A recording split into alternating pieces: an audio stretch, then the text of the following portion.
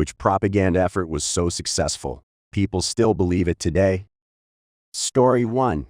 That touching a baby bird will make its mother reject it. Lies. Put the baby back in the nest if you can, but don't touch baby rabbits. I watched my pet, Mama Rabbit, eat all her babies one by one after we handled them. Well, I didn't watch it, but they disappeared pretty fast. And my parents were horrified, trying to keep the blood cleaned up so my 7-year-old self wouldn't see the gore. Side note, kids are smart. Just be honest with them. I knew it was happening. Oddly enough, that doesn't really apply to wild rabbits, at least not cottontails and swamp rabbits we have here. But I have heard about domestic breeds. This completely depends on how much you handle your rabbits in general. If you raise your rabbits from baby stage, right after leaving, the mother you're sent will be a part of their world. You will be a part of their family. Source. My cousins raised over a dozen rabbits and bred them off their babies, and they handled all of them all the time. Here's something that's horrifying. Sometimes rabbits just eat their young because they're stressed out, because they feel too crowded, because they feel territorial. Cannibalism happens, but it doesn't happen if you give them enough space, enough free time outside of their cage. Expose them to normal everyday sounds so that activity in their area isn't considered dangerous, etc.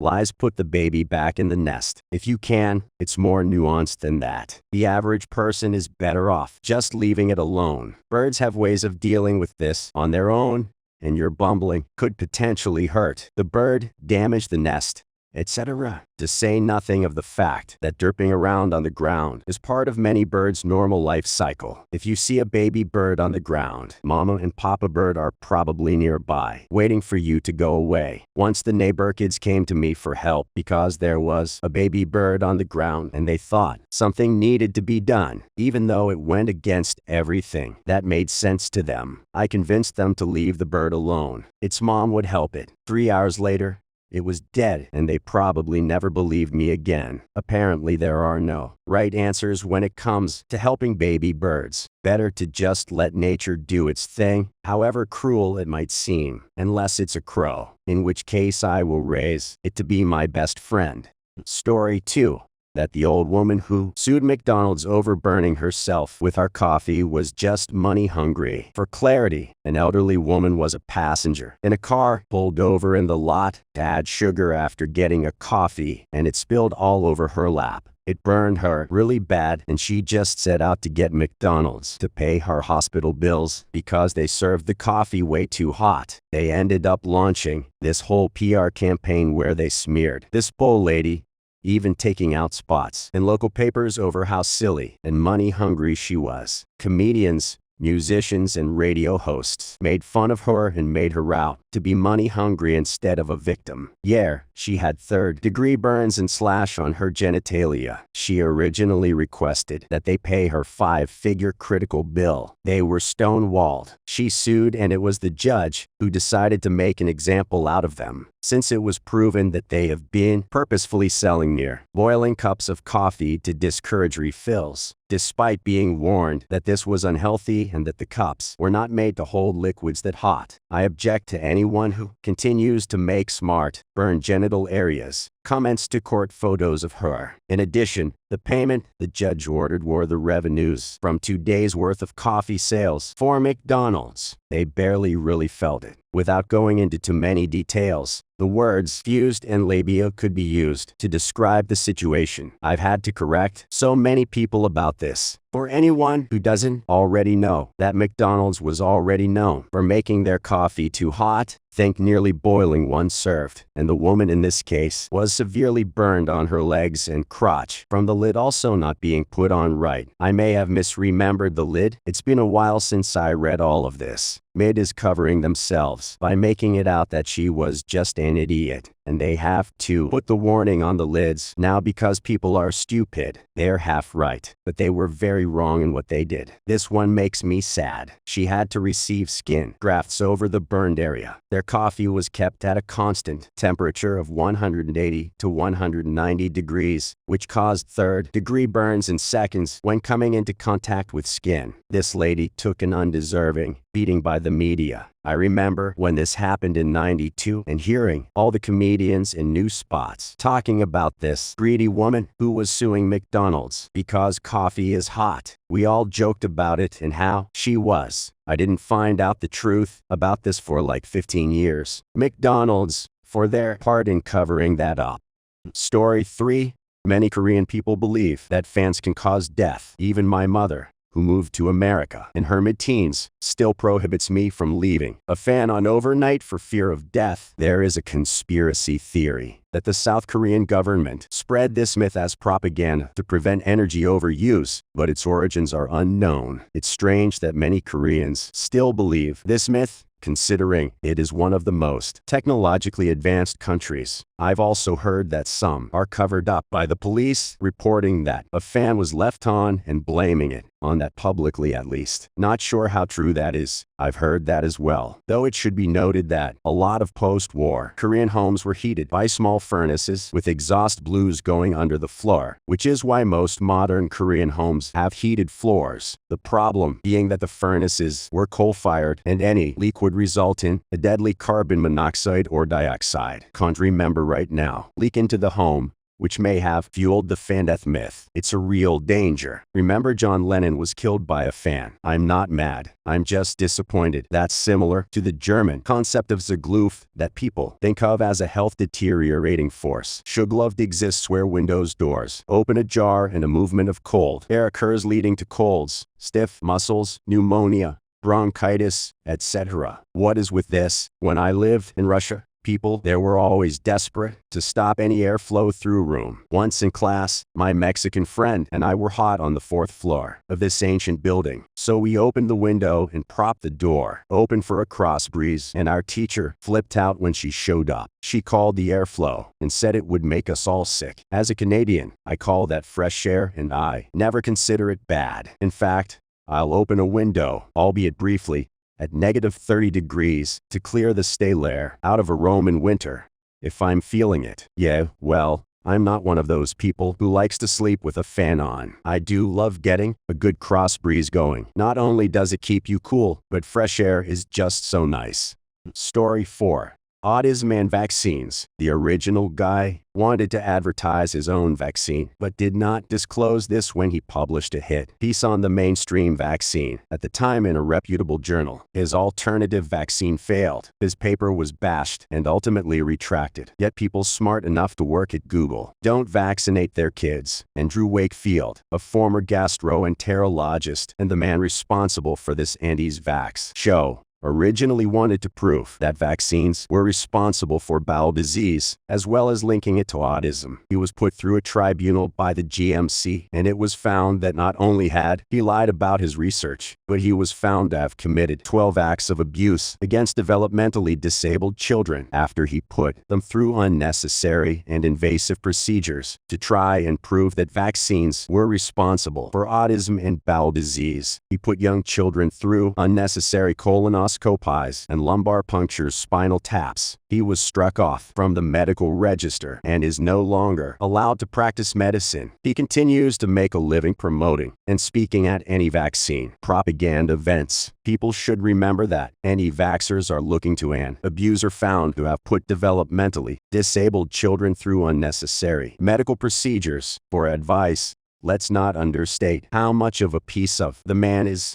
Story 5. Those teeth are supposed to be perfectly white. People should know that a healthy set of teeth doesn't mean they're perfectly white. Super white teeth are not even normal. Our enamel will slowly become more translucent as we age, revealing the color of the dentin, which is yellow underneath it. That's why, as we get older, our teeth will become yellower. Doesn't mean they're not healthy or unclean. I see teeth whitening similar to other anti-aging measures. It doesn't make you healthier, but it does make you look younger. This is one of the biggest scams by dental care companies. I believe they must be making a fortune selling whitening toothpaste, which really doesn't do anything different from other toothpaste, except with added abrasives. Teeth are supposed to be off-white. Think of teeth like skin. Skin comes in different shades, just like teeth. At least that's what my dentist told me while he was checking my prostate. Did he have one hand or both hands on your shoulders? Think of teeth like skin. What did you just bring upon this cursed land?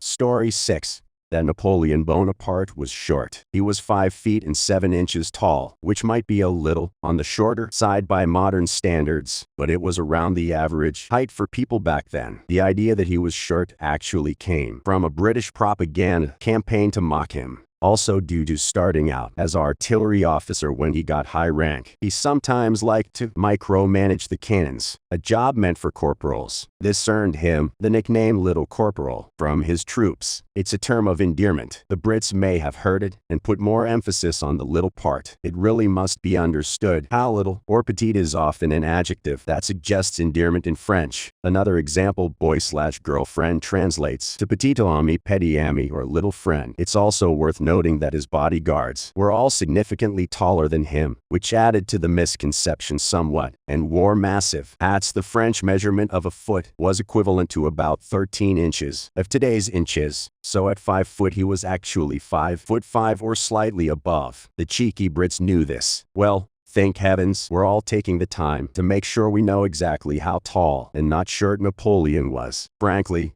we should all really be talking about Napoleon III, his descendant, who tried to take over failed. Then, when his soldiers asked, "What should we do now?" he tried to shoot himself and missed. Seriously? Go read up on him, way more fun. Story 7. That a man should spend 2 months' salary for his future wife's wedding ring, which absolutely must be a diamond. Screw that. I spent a total of $150 for my wife's ring and she loves it, and it's a sapphire. Diamonds are no more precious than any other precious gem, and manufacturer gems are way easier to come by, are more perfect, and so much cheaper. As long as it's an actual ruby, sapphire, emerald, etc. It will be just as good as one dug out of the ground. Fake ones are good for a teen gift or just friends kind of gift, but they'll shatter pretty easy compared to the real thing. Manufacturer gems are also exactly the same. They are heated, pressurized carbon. Got it? The only real difference is no one died for the ones coming from a lab. Did you know Beers is running ad campaigns saying otherwise? God, they annoy me.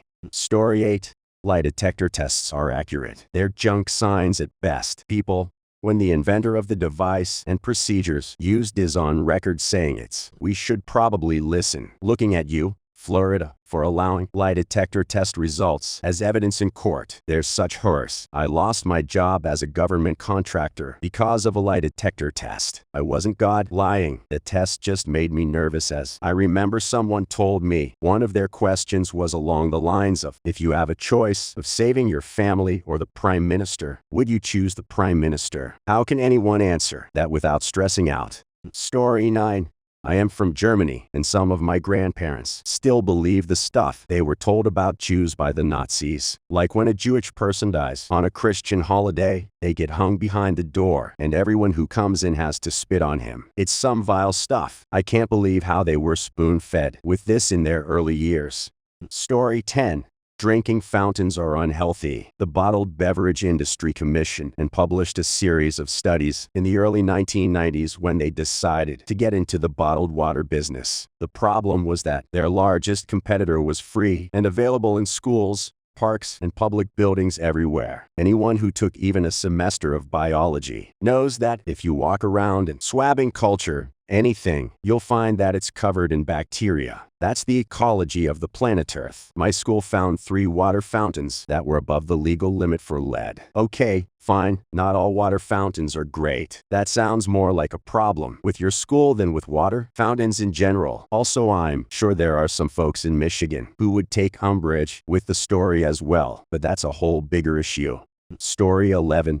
Nestle's does a smear campaign saying formula feeding is best. They mainly done it in third world countries. Nestle owns majority of formula companies, so they got rich and uneducated. Third world countries suffered as they would rather use this healthier option, but made it with dirty water, meaning children died, which wasn't needed, as most have no issues making breast milk. Nestle's is amongst the most evil companies in the world, and they are still doing these messed up practices today. The way they monopolize water sources should be outright illegal. Story 12. Apparently in the 80s, KFC ran a Christmas-themed ad in Japan. And to this day, the Japanese eat KFC on Christmas. When I was in Japan on Christmas, I won some quiz at a party and they gave me fried chicken because they believed that was our traditional Christmas food. It was ridiculous and is one of those really odd memories of mine. Hate to break it to Japan, but Chinese takeout is the official food of Christmas. That is, if some dog-related tragedy befalls your turkey. Story 13. Engagement rings are required for marriage in Germany. You buy one ring when you're engaged. You wear it on the left hand. When married, you switch it to the right. Very practical. Story 14. When Edward Bernays is the father of public relations, literally renamed propaganda, that we want people to think it's not bad, to public relations and advertising, and he literally admitted in a book he made called Propaganda. Propaganda is quite literally just media that is attempting to persuade you. It might be honest or dishonest, but no matter what, it is still propaganda. Please like and subscribe if you made it this far. I hope you'll enjoy the rest of the video and have a wonderful day. Story 15.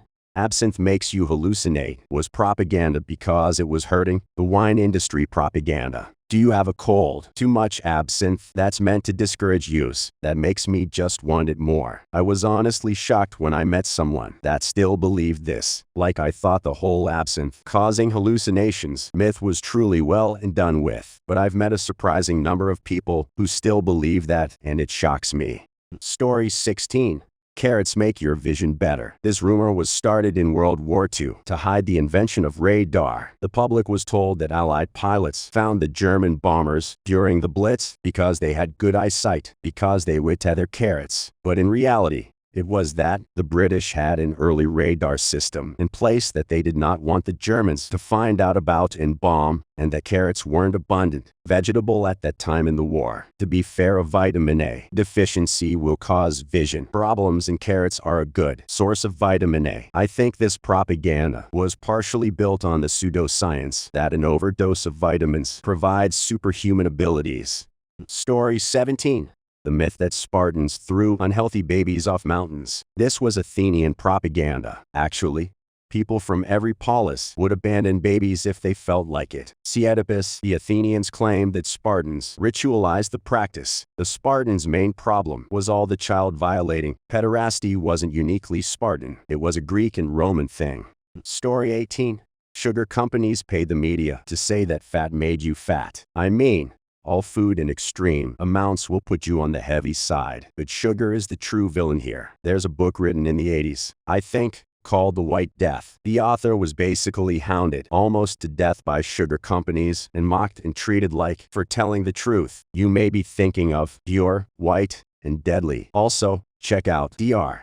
Lustig's talk on high fructose corn syrup. Story 19. That big curvy line of toothpaste with a Dairy Queen curl we've seen in every toothpaste ad. You don't need more than a pea-sized smear of paste on your brush. I always only used a little pea-sized, but I've also never really thought about the massive squeeze they put on the brush and the commercials. LOL. You think they did this so you could buy their product faster, meaning you have to buy more. Go through. That's exactly why. Same thing for other things. For example, the Plop Plop Fizz Fizz commercial for Alka-Seltzer, showing the person taking 2 tablets. I never really did huge amounts of toothpaste as a kid because when I tried using that much, I would just end up with a bunch of extra toothpaste running out of my mouth. I realized real fast, if it's just pooling out of my mouth, it isn't cleaning my teeth. Seems like a waste. Story 20. MSG will kill you and is horrible to ingest. I'm allergic to MSG. Really, it is delicious and your body produces it naturally while breaking down regular salt. Some people do have sodium issues and it may not be good for them, but that's a tiny micro percentage of people. There's MSG in breast milk, tomatoes, and Parmesan cheese, etc. etc. It is a natural component of most protein-containing foods. Sodium or glutamic acid are in literally everything, the latter being an amino acid. You couldn't be allergic to MSG without being allergic to those, at which point eating anything would be bad for you. Story 21. That if you ask if someone is a cop, if they are a cop, they legally are required to say yes. They are. Of course they aren't required to. That defeats the entire purpose of working undercover. It's standard procedure while working undercover to say yes LOL when asked if you're a cop. Bonus points for dabbing. I saw a documentary recently about a former undercover cop in the USA. Apparently he once got in a car and had a gun pulled on him. They asked, "Are you a cop?" He said, "Yes, of course I am." They all burst out laughing, and he kept his cover. Iconic Breaking Bad moment. Story 22. That turning the light on in the back seat of the car is illegal. Am I the only kid whose father simply said it makes it harder to see? Yes, and once I started driving, I realized why my dad got so mad. I laughed when I heard this because my mom used to tell me that. To this day I still get nervous when it's on, even for just a second. Story 23. Knuckle cracking gives you arthritis. Is cracking your knuckles actually bad for you in any way? There is research that shows it may make your grip weaker over time, but it's minimal and takes many years. If it did, I would make a living being an overly dramatic old white person in infomercials that can't pick up a bottle, and I'm only 31. Has this ever happened to you? You're trying to pick up a bottle, but you crack your knuckles 10 times a day. Then you might need. I didn't think this joke through. It really doesn't play well as audio only. I'm gonna leave this and teach myself a lesson. Story 24. Diamonds is a symbol of eternal love. Also, the belief that diamonds are rare when in reality it's because they are artificially scarce. I mean, they are pretty rare because they are only found below level 20 or so. Takes me a while to just find one. Every kiss begins with slaves. I think I watched that adult film. Story 25. The lie that nuclear power is terrible. It is worse than renewables. However, instead of chucking huge quantities of dangerous waste into the air, like a coal power plant, it can all be contained and 95% can be reprocessed into new fuel. In the 60s and 70s, a lot of oil giants used advertising to link its reputation to the very real danger of nuclear weapons. And if this hadn't have happened, global warming would have been much less of an issue. Very few people realize that coal power actually causes more deaths per MW than nuclear power due to nitrous oxide emissions, even when Chernobyl is included in the statistics. Story 26. That fat is unhealthy. The nutrient that is not actually being fat. Fat-free Italian dressing is pure sugar, whereas normal Italian dressing has almost no sugar. This is often the case with many fat-free products. Fat is a necessary part of any diet. Eliminating it completely will never be healthy. To quote Paracelsus, a Swiss physician born in the 1490s, the dose makes the poison. Same thing for salt. Salt deprivation can cause severe cramps. People take the idea of reducing the amount of salt in their diet to the next level and eliminating it entirely. Story 27. That monosodium glutamate MSG is harmful. If such an allergy were ever possible, it has never been proven. You'd literally die because it means you're either allergic to sodium or glutamate, which are in almost every single food or drink known to man. That Listerine invented the term halitosis for bad breath. They didn't. It predates them by decades. It's just something that sounds nice to say because you get to attack a big corporation. How dare you take away my ability to attack a big corporation? It isn't like there are tons of other reasons to get mad at them. I need this reason. Story 28. Columbus was the only person who believed the world was round. Literally everyone who could read it knew that the earth was round. Nobody thought Columbus would fall off the edge. They thought his crew would starve to death before reaching the East Indies, and he totally would have. The reason that the Portuguese reject Columbus' request for money and ships is because they calculated how far the East Indies were to the west based on the raw data provided by the works of Marco Polo. The Portuguese had a rough idea of how far Japan was to the west of Portugal. They knew how vast the combined Atlanto-Pacific Ocean was, and the size of the earth was known. Well before that, Eratosthenes of Cyrene calculated it pretty accurately. In 240 BC, Columbus was lucky that there was a new continent where he thought Asia was. Story 29. Camels don't store water in their humps. They store fat in their humps. They store fat in their humps. Me too, camels. Me too. You mean there isn't a bunch of water sloshing around in there like a big empty tank? I really wonder who benefited from that propaganda. Story 30. that you only use 10% of your brain in reality. You use pretty much all of your brain capacity. So neuroscience has proven quite thoroughly that you only use 10% of your brain in the same way we only use 33% of a traffic light. Story 31. Breakfast is the most important meal of the day. Serving it up Gary's way. At least we got breakfast cereal out of the deal. I love cold cereal, but yeah, what a bunch of. I like cereal, but honestly, only as a dessert. I will literally only typically eat cereal when most people would eat ice cream. And no, not even super sweet cereal. I'm talking cinnamon life for checks because I'm boring as. Story 32. Breakfast is the most important meal of the day, and that cereal, toast, sugary things are part of a balanced breakfast. I know plenty of people who function perfectly without eating anything for breakfast. If I recall correctly, it was a campaign run by Kellogg's. Story 33. That you need to eat 3 or more large meals per day to be happy and healthy, and that a sugary breakfast is by far the most important part of the day. Story 34. The Armenian genocide never happened. My Turkish friends still believe this. President Erdogan wants to know your location. Story 35. Nixon's drug campaign. Do you mean his anti-drug crusade, or the fact that the CIA was the global drug trade at that point? Story 36. The McDonald's hot coffee smear campaign to hide the lawsuit. Story 37. If you masturbate, you will go blind. Son, if you keep masturbating, you'll go blind. I'm over here. So if that were the case, I'm pretty sure I would be blind, deaf, and probably losing my sense of smell. Interpret that however you want, because I'm not even sure what I mean. Story 38. People still believe dogs don't see in color when in fact they do. They see less of it than humans do, but they most definitely see in color. Story 39. That fat is the thing to avoid in foods, taking away the spotlight from sugar.